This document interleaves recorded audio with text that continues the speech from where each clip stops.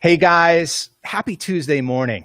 I am live here from Studio 16 South in Wilkes-Barre, Pennsylvania for the Brightest Minds podcast, where my outcome here is to leverage my network that I've built over the last 20 years to introduce to you some of the brightest people I've ever met in my life.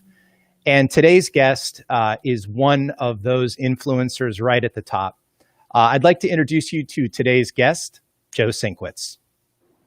Joe? Hello, Chris. How you doing? I'm doing outstanding. Good morning to you, my friend. Thank you very much. It's good to be here in Studio 16. That's right, brother. So I'm going to sort of kick this off. Today's conversation is going to be about your role as the CEO of IntelliFluence. And IntelliFluence is a leading social influencer network. And I know firsthand how this platform operates because not only was I an early adopter, but I've also been, let's call me a super user of the platform, since its inception. But to set the stage for folks that are watching here this morning or watching this play back, because this puppy is going to be viral, because you're going to provide so much insight and information that I think people are going to be captivated. But we're going to be talking about influencer marketing. This is a huge industry that is growing at breakneck speed. This year, it's projected to be about 10 billion in size. One of the stats that I found most interesting in doing research for this podcast was just how many new agencies are coming into this space to help businesses leverage influencer marketing. So more than 380 new influencer marketing focused agencies and platforms were just established last year alone. This is an industry, and particularly I think IntelliFluence speaks to that micro influencer, but we'll get to that in a little bit. But 300% more micro influencers are being utilized by large firms this year than just a couple of years ago. So this is a huge emerging space. So with that said, let's start nice and easy. And Joe, I know you very well. We've been friends for a long time. You're not only one of my favorite growth marketing friends, but you're a doer. Like if you read this guy's LinkedIn profile and where he talks about himself, he's just a doer. The guy does stuff. And what he does for IntelliFluence is provide businesses with access to influencers. But that's not where you got your start. So tell us a little bit more about your background, Joe. Sure thing. So I am a former black hat SEO, wink, wink, nudge, nudge. Now, so I got my start in the late 90s while I was still in college and stumbled on an internship with a natural doctor. And this natural doctor discovered something that became known as Viagra. And he wanted to sell this stuff over the computers. So by a roundabout way, I was spamming Alta Vista to sling Viagra. Flash forward a little bit of time, graduated. I was a developer for a bit. I worked at iCrossing around 2000. So I sort of dipped my toes in the SEO, stayed there for a while. For a brief period, I call myself the king of payday loans. So we were the largest organic source of loan leads. And then the same thing happened with car insurance and life insurance. So that was sort of the background. Around 2012, well, April 24th, 2012, specifically with Penguin, it changed our business models where we went from making 10 million a year to not, and losing a considerable amount of money very, very quickly. So that kind of forced us to evolve. So the agency went in a different route where it became more of an ORM agency. And after that period of time, I sort of wanted to see what else is out there in the world. I was so stuck in my tunnel vision view of search as marketing that I didn't realize just how big things came. So I helped out CopyPress, was the head of revenue for a while there. Got a little bit more interested in content marketing, understanding content as it scales, not for just the dark arts. From there, I got poached by a family out of Burbank that wanted to make cell phones that you could vape, and they thought I'd make a good CMO. So I got pulled in there, and that's where I figured out that influencers had to be a thing, because it's one of those industries that you could not advertise for. was vaping. So you couldn't do AdWords, you couldn't do Facebook ads. The only thing I could do was to work with people that were potential users of the product. Finding them was really hard. So we'd struggle to do that just to get products in their hands. After that little adventure, we determined that we could use agencies, and those agencies charged an arm and a leg. So at that point in 2016, decided we're just going to build something ourselves. And that's where we ended up creating IntelliFluence. We went from bottom up, peer influencers and small brands. And then, as as you grow stuff, then you get access to bigger people and, bigger budgets. And things are a lot better now than they were 4 years ago. That's for sure. Mm-hmm. Dude, what an awesome backstory. And I think you did such a good job. I don't have any follow-ups, but before we peel back the onion, what is influencer marketing for folks that haven't really played along with it and maybe stereotype it as just a marketing idea for, say, products? So what is influencer marketing? That's a good lead-in, because influencer marketing, when you boil it down, it's just having someone tell your story for you. That's how we could view it. And so you talk about the celebrities pitching products. That's a good example of a celebrity influence, an aspirational type influence. I tend to bucket them into three, where you have the celebrity, the aspirational, then you have the authoritative, the subject matter experts, and then you have the peers, the micro-influencers. There's a whole boatload of them. And that's where most of the market doesn't focus, but I think that's where most of the money is to be made. Yeah, I couldn't agree more. And it's one of the areas that we leverage on your platform are those micro-influencers. And I'm going to ask you for some examples in just a minute, so I won't steal your thunder. But so let's go there. So provide one or two or three examples of how people are using IntelliFluence, either with, actually, I'd love to hear a micro-influencer one, and then maybe one where a bigger sort of almost like quasi-celebrity influencer is working on your platform. Sure. So micro-influencers, okay, there's a couple here. One is just blogs, right?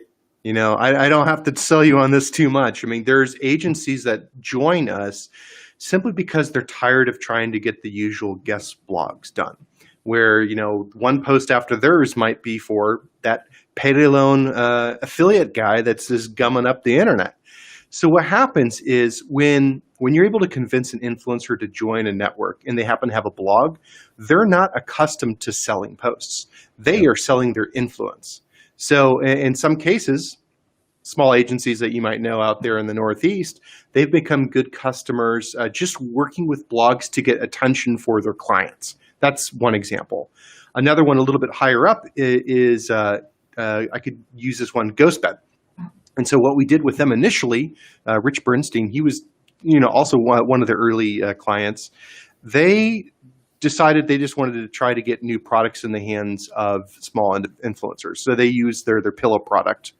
Well, the pillow product ended up working fairly well for getting for blog posts, and they decided, well, now we want to see if we can we push mattresses?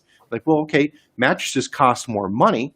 You should be able to get a higher audience. And from there, they kind of leveled up a little bit more and a little bit more to doing YouTube unpacking videos of the mattress, and then taking that YouTube video, getting it embedded into those micro-influencer blog posts to drive both the views on YouTube and shares, as well as the link equity, because there's going to be probably a link in the blog post back. Then finally, we'll have something like Her Interactive. They were doing video games for the Nancy Drew series.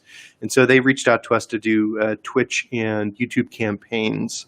I believe that they ended up trying to just get the biggest possible gamers that they could on their platform. So individuals that have over like 1 million plus audience size, and would pay them to just include snippets of the game and them playing it. It was pretty straightforward and simple, but those are a couple sort of different examples of how it gets used. It seems like influencers sometimes are misunderstood. Do you feel that? And can you share a little bit of sort of perspective on how you think through that? Yes, I know we've had this conversation before, that it's not just about the Kardashians. And so it's taking a look at anyone has influence that they could provide. So my neighbors can provide an influence over me. My peers can provide an influence over me. It's not just, looking at what Michael Jordan does and he dunks and he wears the shoes and he's got, a nice cold drink in his hands. We can't be like Mike, but we could buy the products that he pitches. And so that's that form of aspirational influence. The authoritative actually comes into play, and I'll use you as an example here. You wrote a piece for, what is it here, yfsmagazine.com back in 2018, and you referenced us. So one area of influence that's being used here is I use this in all my pitches on follow-up number 5. Because what I'm doing there is like, well, this Chris Jones guy wrote about $5 million ideas for your next product launch. He's right. And, he just happens to reference, our product. So that's using your subject matter expertise as influence. Yeah. And of course, down to the peer level. If right now I'm driving a Mercedes GLK. If my neighbor across the street comes home in a Tesla truck or Cybertruck, I'm going to be taking a look at that. If the neighbor next to him also gets that, it's going to spur something inside of me that, like, hey, maybe I'm not their peer if I can't keep up with them. That's that whole keeping up with the Joneses concept. That's the peer influence kind of at scale and that dog pack mentality. I love that. And again, as a super user of IntelliFluence and just as a 20-year veteran in growth marketing, to your point on social proof, the thing that I would say, just to even bolster everything you've said, is this idea of niche marketing. Like, I've always been a niche marketer. Like, I want to take the complexity out of marketing and only put my products in front of people who care, right? And I did that way back in the affiliate days. And I probably shared this with you over a beer in Germany a couple of times, but I was one of your big competitors in the Viagra and phentermine space, because any affiliate, who was born in the late 90s, early 2000s in terms of our success, definitely looked at that space because it wasn't as regulated as it later became. So I think at one point we ranked, top 3 or top 5 for phentermine. But here's my point. So with niche marketing, to help people understand the power of this, just think of mommy bloggers, right? And the influence that audience has on moving product, promoting product, creating virality and conversations around product. If you're a first-time mommy, you're looking to mommy bloggers and mommy influencers every step along the way. Oh my God, I had a kick, my first kick, and you're following these people. So that's the kind of thing you unearth through IntelliFluence, is access, streamlined, very easy access to dozens or hundreds or thousands, and you're growing so fast, probably tens of thousands of mommy bloggers. So I'm just going to leave that there for people as they're watching live or come back. You guys have to, I'm not getting paid for this. Joe is a friend. I love Joe, but I admire the fact that he does things. If you're watching this, you should join IntelliFluence, go in, play with the filters, check out just how big this marketplace is for influencers. All right, let's get back on track. That was, again, if you want to send me some money. You take all those breaks that you need. If you want to send me some money for that short infomercial, no, kidding. Here's a piece where we definitely have to peel back the onion, right? Mm-hmm. You've made the point that influencer marketing is applicable to all aspects of the sales funnel. That is very curious to me. Share more about what you think about as it relates to that. Absolutely. So there's a link that we shared with you from Michael Sutyak that we can take a look and put it in the show notes. But what we found over time, and I didn't expect this, was that there is an ability to use influencers at every stage. And what I mean by that is you can use them even in the very beginning, pre-launch. You could use them as like pre-launch product testing. So if you think about Instagram, maybe you have a product, a cosmetic product that's coming out. Actually, you know what? Tamar is launching a perfume or like a fragrance brand. So she's a good example. If she wanted to use influencers pre-launch, she could use it to determine like, well, do they want the 8-ounce bottle or the 12-ounce bottle? What did the audience care about more? Do they care about the gold lettering? Did they care about the color? Did they care about the scent? What do they care about the most? So it's a matter of getting into the mind of the persona that you're targeting, and just making sure that your packaging messaging is on effing point. Yeah. That's that part. For launch, I mean, that's a little bit more obvious for growth marketers. It's about being everywhere at once. You could do like a launch post, but then you're paying for people to share it and retweet it everywhere. You're putting it in the hands of the celebrity. That's where you want the big audience to kick off, right at that point. And then, once you have the launch out, you need to reinforce the need. You need to get into psychology of like, yeah, I'm aware of it. Now it's the IDA. Now I need to like, do I have the interest? If you're then using the subject matter experts of, hey, you know what? I've been a fragrance user for years. This is incredible. That's just going to tick a bunch more boxes off of, I'm going to add this to cart.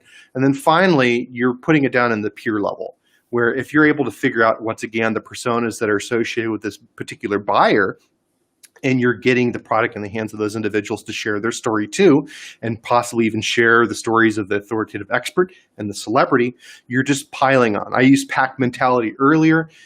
Cialdini would call it unity as a signal, and it's the same concept. You're piling it on in such a way that they have an ultimate compulsion to purchase. Then that's the only way to alleviate that anxiety. So that's how you're using all through the funnel. And of course, you could use them on the back end too. We know that we push this particular type of individual through the funnel. Let's set them up with particular referral type codes to get them to be, ambassadors back into this viral little loop.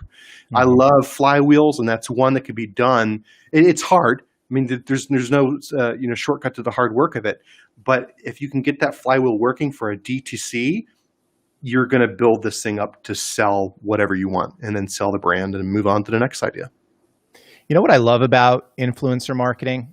My philosophy in business, like people will tell me when they hear my backstory or they followed it, Pepper Jam and Refer Local and all these French girls and all this stuff, hey, Chris, how did you put that in the sort of national limelight or the international? How did you get all this national press?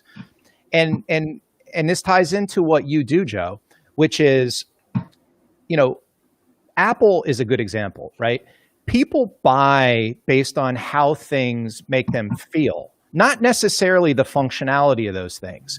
So as an investor, I've heard hundreds of pitches over the years where the entrepreneur gets so dead set on the quality of the product and how it differentiates from a similar product. And all of those things are relevant, but they aren't important if you can't get your product, if you can't get people to get excited or interested or inquisitive about your product. That's what influencer marketing is all about. And so all of these times, for the folks that have followed my career, that I've been in the national news or whatever, I was always highly conscious of why I was doing that. And in short, it's because I like to put energy, excitement, positive vibes around the products and services that I'm associated with. At the end of the day, that's one of the brilliance of influencer marketing, and why it's growing so fast is that it enables people to give that boost, that juice to their product, their brand, their idea. And honestly, who the heck said it? One of the huge business icons of all time said that it's all about marketing, right? So marketing is a necessary piece of the success of anyone's business. So influencer marketing is right up at the top of enabling people to kind of juice up their brand or their product. So we already chatted a little bit about how the SEO industry is leveraging influencer marketing. My agency, lseo.com, is probably one of the larger agencies in the world, really, that is leveraging platforms like IntelliFluence to tap into those sort of untouched, influencers. But you speak about influencers as keeping the market honest, right? It's not all about, when people think about influencer marketing, some businesses are probably saying, that's not for me because I can't, afford to hire Tom Brady to push my thing. So can you talk a little bit more about how this kind of peer marketing that you were talking about, the neighbor, the mommy blogger, how that kind of levels the playing field for your average everyday business? Sure. So what I like to say is that the peer level rates pull down on the celebrity rates due to the efficacy, even accounting for like the audience size differences. But overall, the interest of being in front of the audience pulls overall rates up over time, even though they're still less than traditional ad rates in most cases. What that means is, you look at like a Kim Kardashian and Kylie, whatnot. They're not really on that trend line. They're just sort of off. There's always going to be offliers. However, if you look at other larger celebrity type influencers, they have a particular rate, and it's usually well above six figures to do simple things like Instagram posting. Because we're all able to sort of see the outcome of this real time, we're able to take a look at the KPI, see what type of engagement occurs, what kind of traffic occurs, what kind of sales occur. You're able to distill it down almost like on a pay-per-click basis. So you're able to say, like, well, what did the peers actually get me? Well, for whatever reason, you make a lot of arguments for this. You can get more value for less dollars spent using the peers. Does that mean that you shouldn't use the influencers that are really celebrity-like? No, it doesn't. All it's really saying is that because the value is higher, that's going to increase that peer level over time, but it's also going to act as a drag, where it's like, not everyone should be running towards using celebrities because it may not even be applicable. I shouldn't use a celebrity to pimp IntelliFluence. It just wouldn't make a whole lot of sense, unless all their followings happen to be, marketing companies and digital marketers. But it would make sense for me to be out there in as many publications and great podcasts like Brightest Minds as a mechanism for telling my story. So that's just that back and forth of, we're going to help the peer influencers make more money. We're going to keep the celebrities, from taking too much of that pie. And overall, it's all about the balance and making sure that the ROI gets back into the pockets of the brands. So how do you see this industry, influencer marketing, evolving over the coming years? So there's a couple different ways that it can go. There's a little bit of the dystopian way where a large platform like a Facebook might just say, we're now in the influencer game, and they just sort of take it over. The reason I don't think it's going to go that route is because the influencer game takes a lot of customer service, and those platforms generally don't scale customer service very well. So what happens there is they're all about trying to get aggregates of influencers or aggregates of individuals for their advertising purposes. I think instead what's going to end up happening is there's going to be a little bit more acceptance of, maybe I am an influencer.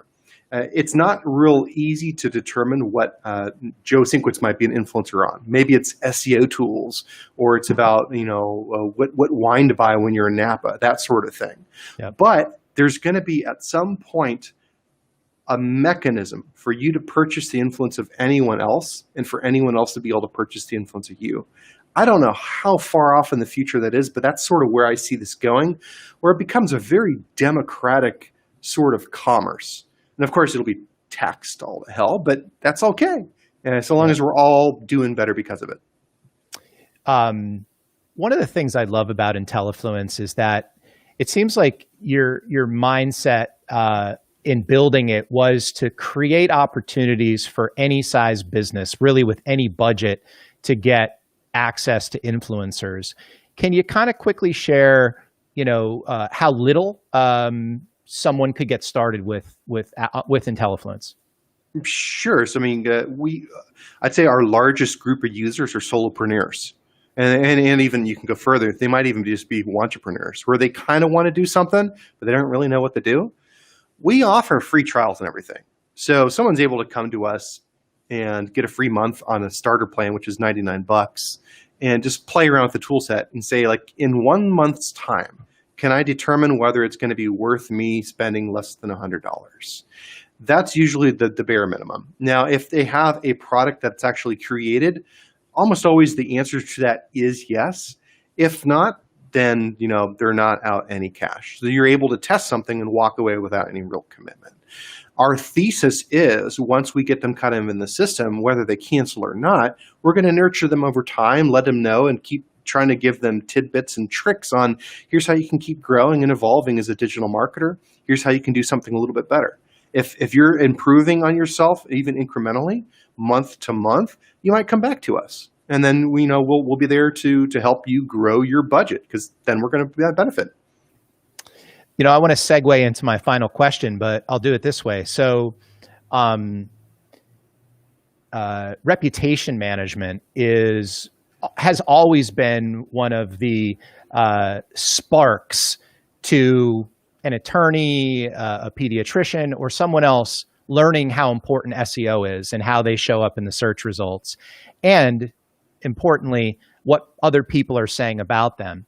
It's my understanding that IntelliFluence can play a central role in two ways. One, rehabilitating some negativity that might be out there in terms of reviews. How would they do that? They could leverage IntelliFluence potentially, to have some influencers write some reviews. And then the second is what I like. I don't like reputation management. I like to get ahead of it. And so whenever LSEO is working with clients, what we teach them is the importance of velocity. So being able to acquire reviews consistently over time. And that's almost every single business owner I've ever said that to looked at me like a deer caught in headlights, because I just gave them a tip on how to really separate themselves from the competition, and it's velocity. So having a proactive strategy to acquire reviews consistently over time. And again, I'll just drop that little nugget of opportunity for people watching that you could do that through IntelliFluence. All right, final question. Joe, we've known each other for a long time.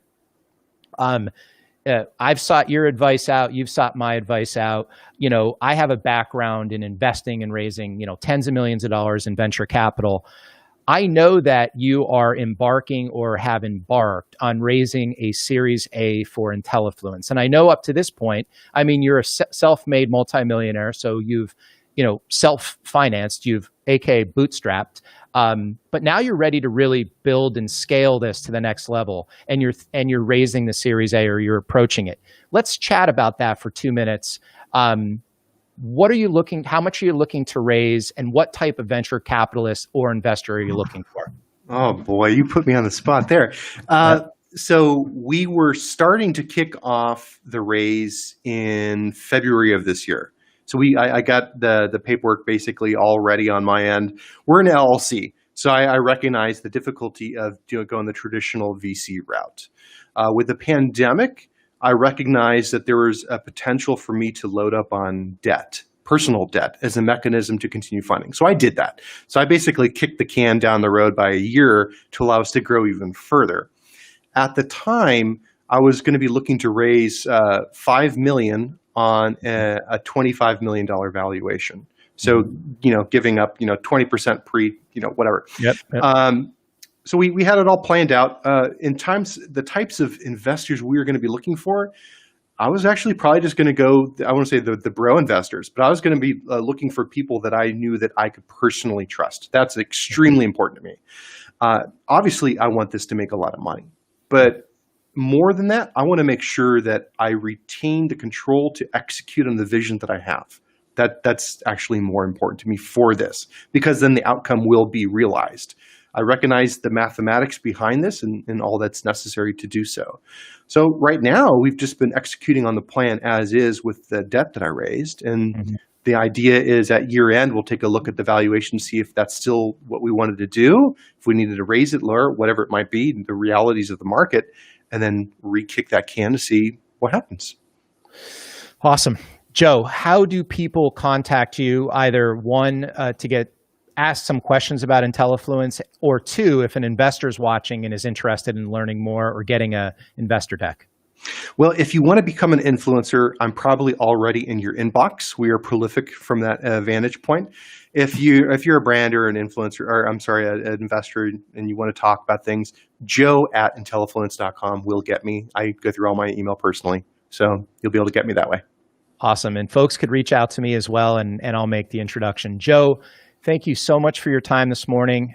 We went through the entire interview without the leaf blower that that we heard in testing. So appreciate your time, my brother. Unfortunately, we won't see each other in person in Munich. I guess at this point it would have been in probably less than 30 days or so, right? It would have been very close, yeah. Yeah. So Marcus Tandler and all of our brothers and sisters, we'll see them next year. But dude, love you, man. Be good. So impressed with your success. I'm really also proud that I had the opportunity here to share with people watching this podcast the opportunity to leverage influencer marketing. So thank you. And guys, we will be back in just a week or two with the next episode of the Brightest Minds podcast. Thank you.